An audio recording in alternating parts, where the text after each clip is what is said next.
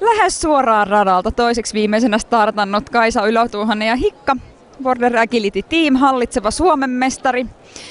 Tuosta edelliseltä Agility-radalta tuli hylly, mutta tuon hyppyradan menestyksen ansiosta yhteistuloksessa 19. Minkälaiset on fiilikset ja miten lähdetään huomiseen? No, tämmöisellä nollatuntumalla treenaamatta SM-kisoista tänne, niin eka rata oli ihan ok. Nyt oli parempi tuntuma ja näköjään karsittoihin pitää osua aina yksi hassu moka ja toivottavasti se oli nyt tässä ja huomenna mennään täysillä. Ilmeisesti siis tosiaan olette lomaillut tässä välissä, että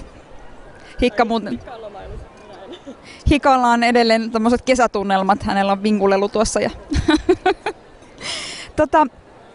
Aiotteko uusia Kirkkonummen menestyksen täällä? Siellähän teillä oli aika kova paikka, koska tuli kaatosade. Siinä vielä kaiken lisäksi just ennen finaalirataa osoitit ainakin olevasi erittäin hyvähermoinen kilpailija. Eli minkälaiset tavoitteet huomiselle? Kyllä tavoitteena on tehdä kolme hyvää rataa ja olla kärjessä. Uskaltako kysyä, että keitä pidät tällä hetkellä pahimpina kilpakumppaneinasi, eli keitä mediohjaajia itsesi lisäksi oletat olevan siellä kärjessä?